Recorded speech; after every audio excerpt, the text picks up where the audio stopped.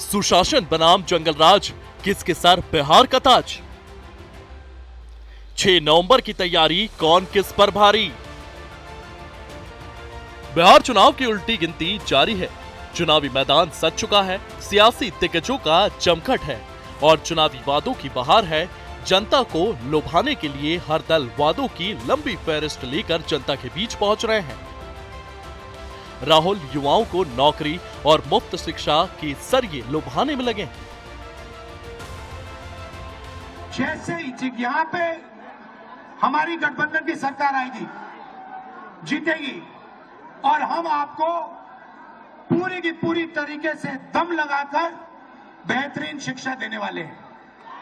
मगर मैं आपको एक गारंटी देता हूं, मैं आपको पर्सनल एक गारंटी देता हूं और इसको आप याद रखिए।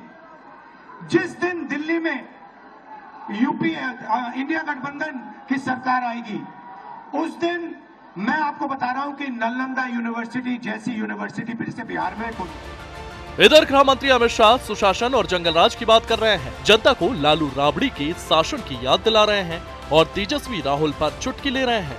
मुजफ्फरपुर में चुनावी रैली को संबोधित करते हुए अमित शाह ने दावा किया है कि नीतीश कुमार के रहते न तेजस्वी कभी सीएम बन सकते हैं और न राहुल गांधी नरेंद्र मोदी के रहते कभी पीएम। अगर फिर से लालू के बेटे सीएम बनते हैं तो बिहार में 3 नए मंत्रालय खुलेंगे।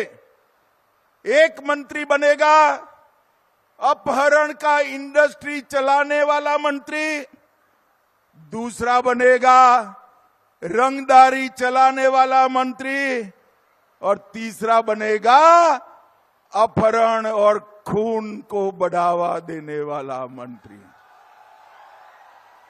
और अगर आपने नीतीश जी और मोदी जी के नेतृत्व में सरकार बनाई तो बाढ़ मुक्त बिहार के लिए मंत्रालय बनाया जाएगा।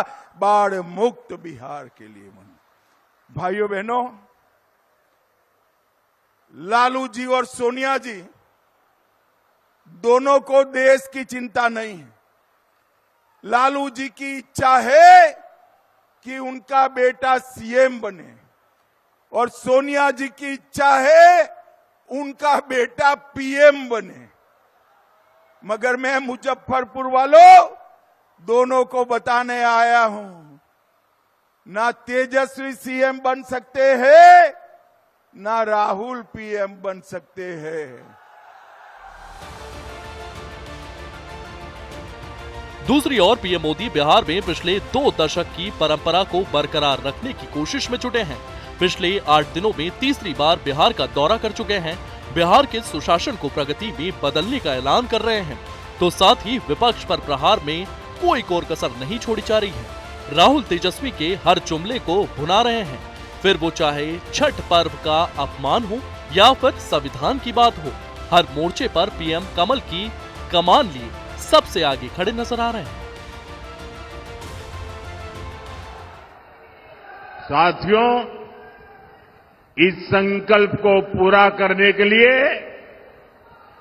मैं आज आपके पास कुछ मांगने आया हूं। मैं आपका साथ मांगने आया हूं। मैं देख रहा हूं बिहार के लोग इस बार एनडीए को रिकॉर्ड सीटें देने जा रहे हैं। ये जंगल राज वाले इस बार सबसे करारी हार का रिकॉर्ड बनाने वाले हैं,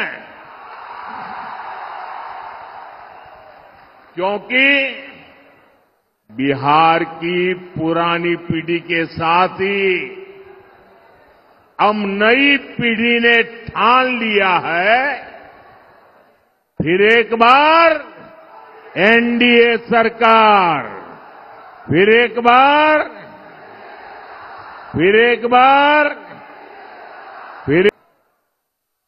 साथियों, एक तरफ एनडीए का ईमानदार घोषणा पत्र है, तो और उधर जंगल राज वाले हैं, इन्होंने अपने घोषणा पत्र को भी झूठ का, छल कपट का, लोगों की आंखों में धूल झोंकने वाला दस्तावेज बना दिया है। कुल मिलाकर बिहार के इस सियासी संग्राम में हर दल अपनी अपनी डपली और अपना अपना राग गा रहा है, लेकिन सवाल ये है कि आखिर जनता किसके साथ है, जनता की पसंद कौन है और किसके वादों पर जनता ज्यादा एतबार करती है, क्योंकि महागठबंधन और एनडीए दोनों अपना अपना घोषणा पत्र जारी कर चुके हैं। ऐसे में अब ये देखना दिलचस्प होगा बिहार चुनाव की पहली परीक्षा में जनता किसे पास करती है और किसे फेल। ब्यूरो रिपोर्ट, सूर्य समाचार।